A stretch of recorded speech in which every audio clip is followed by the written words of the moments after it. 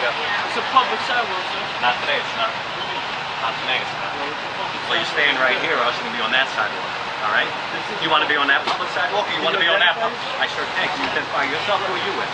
My name's Tom Flynn. I'm with the Secret Service. Who are you? You got some ID? You have a driver's license? Let me see your driver's license.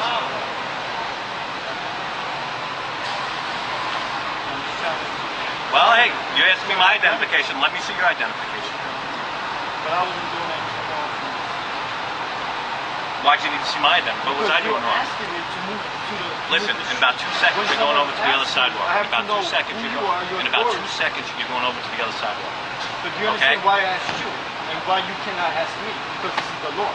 Are you kidding me? You're telling me the law? Well, I know the law. All right, you stay right there. That's fine. Okay. But... What were you gonna, are you trying to I'm kidnap talking me? to you, all right? Am I touching you? I mean, you can't tell me where I could go, where I cannot go. You want to bet? You want to bet? Yes. I mean, I know my rights. I know I didn't do anything. This is called a protected zone, okay? United States Secret Service creates a protected zone whenever there's a protectee in town. You want to look that up on the internet? Go ahead. But still under the U.S. Constitution. Don't give me the U.S. Constitution. No, but that's what gives you. So creates this country. I'm just trying to protect myself. Because look it up on the internet, buddy. On the street, telling you to Title move. 18 U.S.C. 3056. Look it up. Somebody look it up, me buddy. To move. Yeah, all right. Hey guys, you got to cross the street. Well, you are an asshole. Well, I'm very serious about the U.S. Constitution, and it could be challenged in court if people did. It just, it takes a lot of trouble to go through all that stuff to challenge it. People's authority, but give a little authority to somebody, they definitely abuse it. Your license for somebody that told 50,000 heroes that it was safe to breathe the air, and they caught 130 million business for putting out there. Just want to ask a question like, 130 million is higher than expected the country. Father's responsible for 9/11. What about the majority of Americans that are saying your father's responsible? Intelligence was manipulated, and your children are being sent to Iraq, and you're all okay with it. You're all okay that you're going to go to Iran. Get out of my face. Standing behind the line that a Secret Service agent wanted us to stand behind so that we wouldn't be too close to the bushes. And Gary was making some controversial statements, and some people who were waiting with us trying to catch a glimpse of the Bush girls and women were objecting to what he was saying. But there was one man who seemed to be getting quite angry at him. Even at one point, this man in the blue jacket cocked his fist at Gary, and he had a weird half smile on his face that guys get when they want trouble. The very surprising thing about the way this man was acting was that his daughter, who was in a wheelchair, was right there with him. It was very surprising to me that this man was making threatening gestures at Gary right while his daughter in a wheelchair was standing right there. Anyway, the Bush girls came out. Gary shouted at them. He said, how do you feel about the, he shouted at them something to the effect of Bush being responsible for 9/11 and how they feel about that, that people feel that Bush is responsible for 9/11. Gary made his statement. He exercised his right of free speech. Okay, now it's all over. The Bush girls have, driven away, and people are walking away. Now I see this man. I'm pretty sure he had the wheelchair, that he was the one guiding the wheelchair. And instead of going straight up the sidewalk, I saw him veer. It looked to me like he was veering over to Gary, like he wanted to provoke something with Gary. He didn't go in a straight line. He veered over to the side of the building where Gary was. And then the next thing I know, he is freaking wailing on Gary. He's a larger man than Gary. And Gary, I didn't even see Gary fight back. This man was just pummeling him. He was pummeling him. I didn't know what to do. I was digging in my tote bag for a camera, but since I didn't find it right away, I was just trying to pull the guy off Gary, and the man's wife was also trying to pull the guy off Gary. So I wonder what the story is with that. Cops came. Gary ends up in handcuffs, not the man who attacked him. Gary's in handcuffs. They bring him to the precinct. When I'm in the precinct, I see the man who attacked Gary. He's just standing there in the waiting area, not handcuffed like Gary was. They took some photos of him, and then they let him go, and Gary's still in there.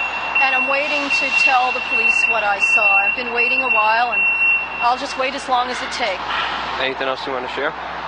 No, I'm just upset that somehow Gary ended up being the one who got in trouble. Before that, a Secret Service person wanted Gary to stay in a certain place, and Gary was trying to assert that it was a public sidewalk. So I'm wondering if there was some prejudice against him because of that. Gary is very aware of his rights, and he does assert them. Oh, this guy provoked something, and he accused Gary of something he didn't do, and then he wailed on him like you would not believe. Well, I was inside the event with Laura Bush.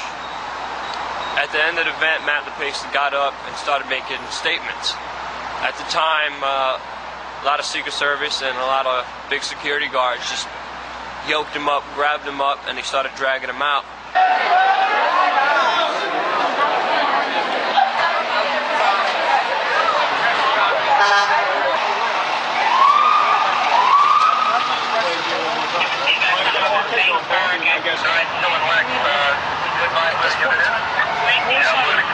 I told you. I was right there when against the door. You asked me for identification, of which I did not have to give identification. I was kicked out of the building for no reason. And now you committed criminal trespass. I didn't commit criminal trespass. I had paid for a ticket, and I was sitting in my seat.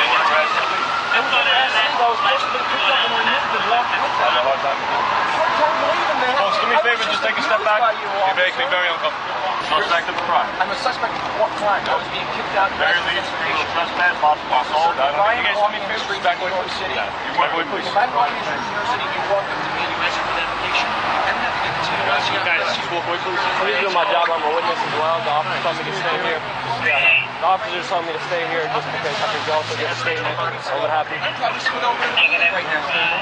What's that? What's that, this gentleman here? I was inside, so I saw the whole thing. So what chance did I have?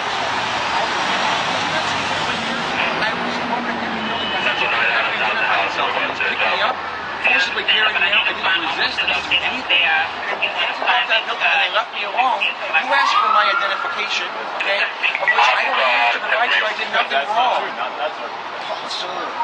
And that's, do you have any idea what the New York City Penal Code, all 612 pages reflect?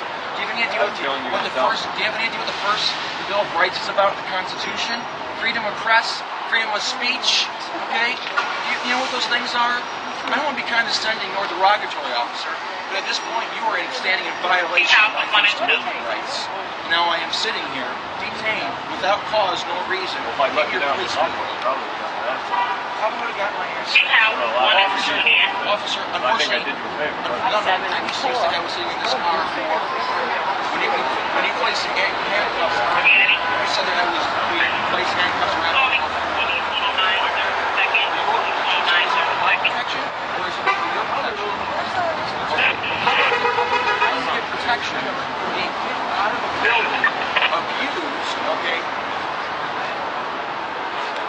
I got bounced out, and then I got further abused by Officer Swilling, who was just a standard citizen.